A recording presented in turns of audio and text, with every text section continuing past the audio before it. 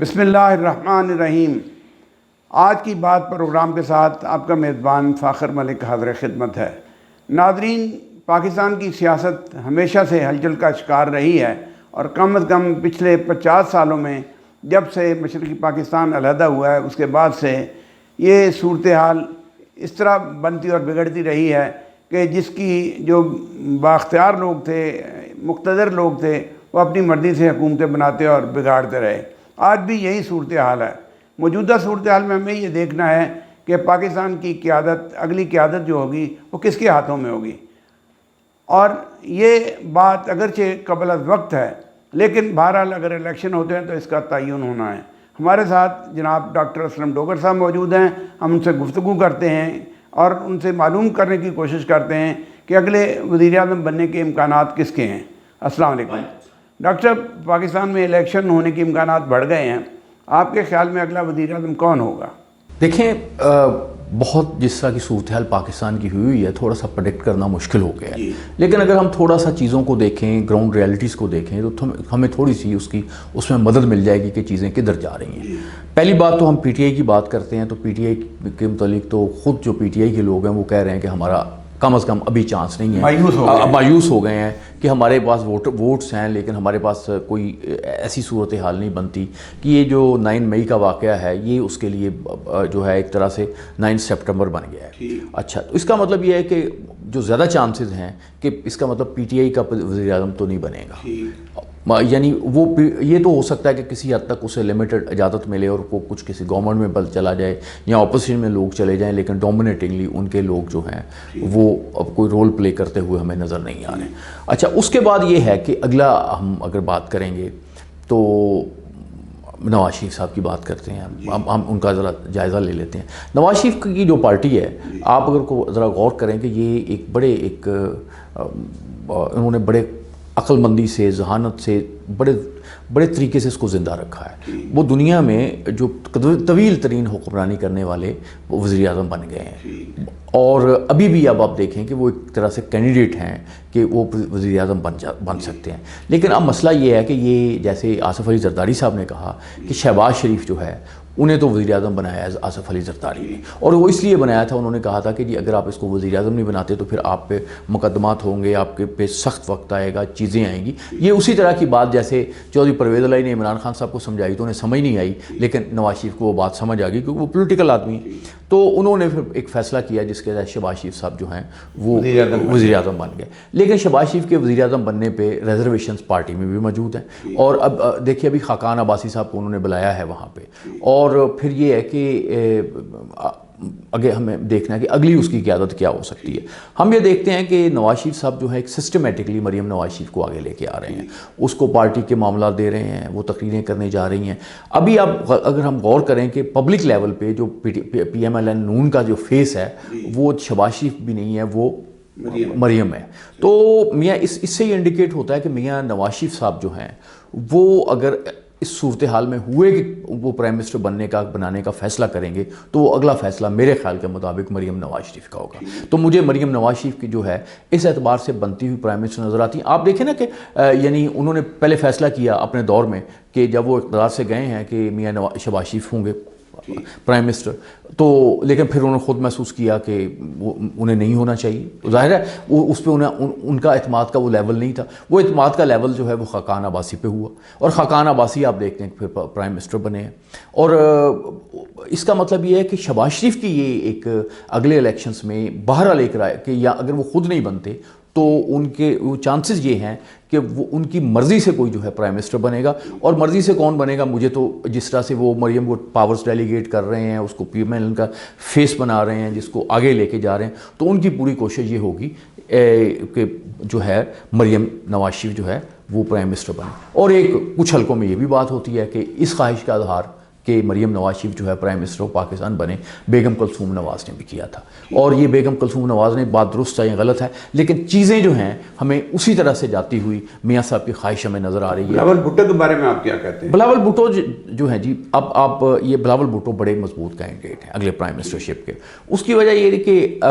زرداری صاحب جو ہیں وہ بڑے وائز آدمی ہیں، وہ چیزوں کو، لوگوں کو مینیج کرنا جانتے ہیں، وہ لوگوں کی بات ماننا جانتے ہیں، لوگوں کو منانا جانتے ہیں، اور پاکستان کی پالیٹکس میں ان پہ اعتماد بھی کیا جاتا ہے۔ یعنی جس طرح سے نواز شریف کا مسئلہ یہ ہوتا ہے نا کہ انہوں نے تو ایک پولیٹیکل پارٹی کو زندہ رکھنا ہے اور نیشنل لیول پہ رکھنا ہے، اس لیے وہ کبھی انتظامیہ کے خلاف کرتے ہیں، ہلکا سا اپوزیشن کا رول ادا کرتے ہیں۔ مثلا دیکھیں نا کہ جب عمران خان کے آنے سے پہلے وہ عوامی سطح پہ اپنی پارٹی کو ٹاپ پہ لے گئے تھے، اس کے بعد یہ فیصلہ ہوا تو اس سے ان کی پارٹی جو ہے وہ نیچے چلی گئی۔ لیکن میں یہ سمجھتا ہوں کہ ابھی بھی ان کے پاس الیکٹیبل زیادہ ہیں، اور اگر الیکٹیبلس زیادہ ہوئے تو اس کا مطلب یہ ہے کہ جو ہے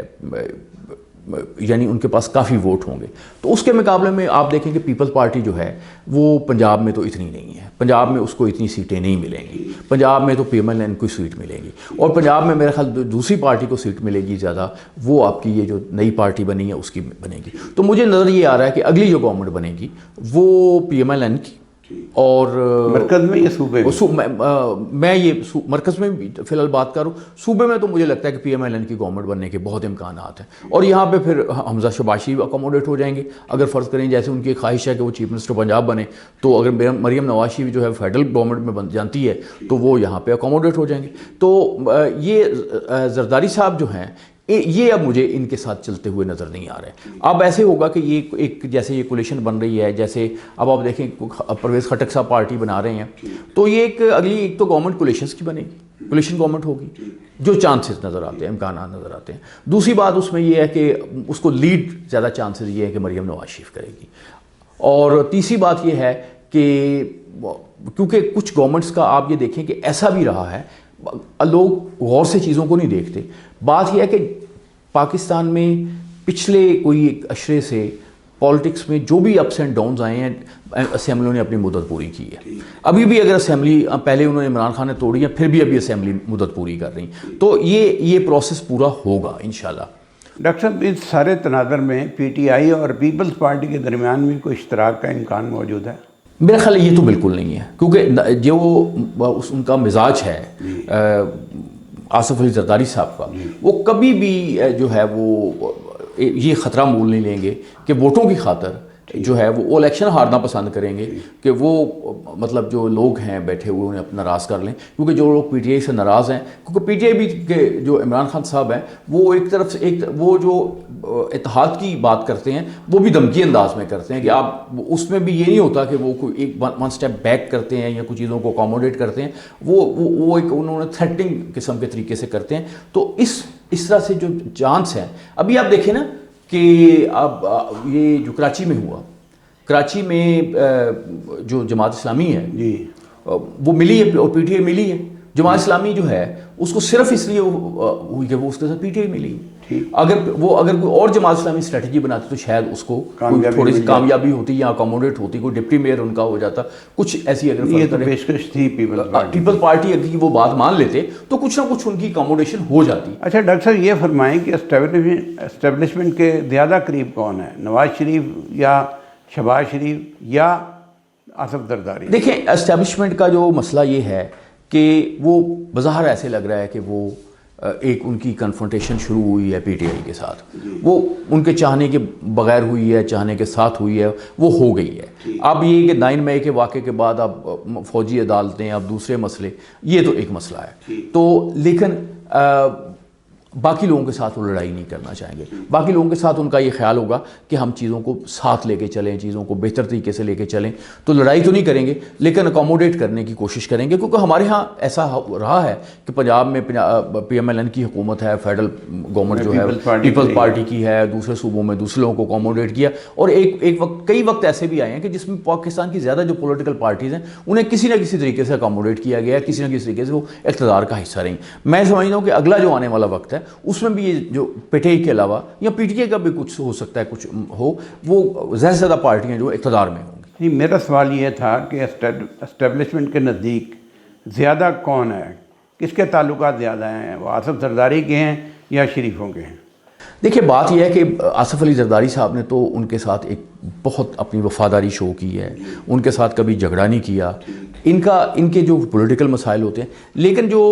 لوگ اوپر فیصلہ کر رہے ہوتے ہیں وہ یہ بھی تو دیکھتے ہیں نا کہ جو پولیٹیکل جو ایکسیپٹنس ہے وہ کتنی. اب آپ یہ دیکھیں کہ پنجاب میں تو پیپل پارٹی ایکسیپٹنس نہیں ہے، صوبہ سرحد میں اتنی نہیں ہے، دوسری جگہوں پہ نہیں ہے. تو اب آپ بالکل ہی ایک ایسے بندے کو اگر کر کے لائیں گے تو پھر اس میں مسئلہ ہوگا. اور اگلی بات یہ ہے کہ جو کاف لیگ تھی جس نے پہلے پی ٹی اے اس کو پیپل پارٹی کو سپورٹ دی، اب وہ سپلٹ کا شکار ہے. اب وہ بھی گورنمنٹ میں جائے گی، وہ بھی تو میرا خیال نہیں پیپل پارٹی کو سپورٹ. ناظرین، ابھی آپ گفتگو سن رہے تھے کہ ہمارا اگلا وزیر اعظم کون ہوگا. اس بارے میں مختلف سینیریوز ڈسکس کیے ہیں جناب ڈاکٹر